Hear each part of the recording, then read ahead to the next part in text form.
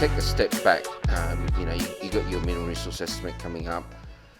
For those guys out there and says, well, okay, what could that number be? Is there any issues with the resource, the geology, the deposit, whichever word you want to use, and can these guys deliver that, right? I mean, you've already done the drilling, as we know, and we've seen the analysis, the numbers. They look like they're stacking up. How is that process? I mean, can you sort of just describe to us, is there any issues or how you've counted those issues? Because nothing's ever a smooth journey. Well, so investors are used to seeing companies publish drill intersections and cross-section with that. And one of the things I always look at is width and depth. So, if you've got in our case, a pegmatite, which is deep below surface, you've got to get there somehow. And that's your first barrier.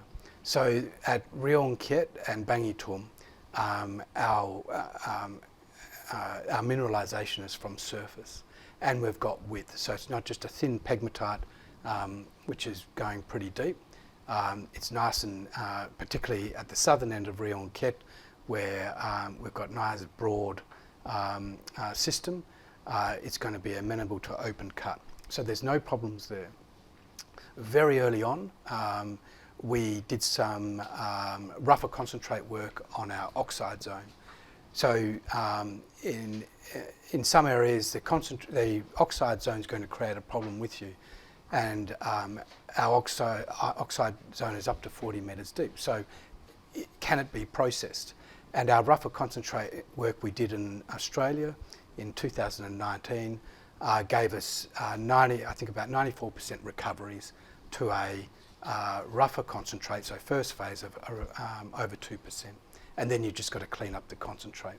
So there are no issues with that. Right now, we're getting met work done with Bigram in China, and the results are looking good. It's what we want. The reason we chose Bigram is, in Perth, we have several people who can do the work there, but there's a huge backlog, so we're trying to avoid that.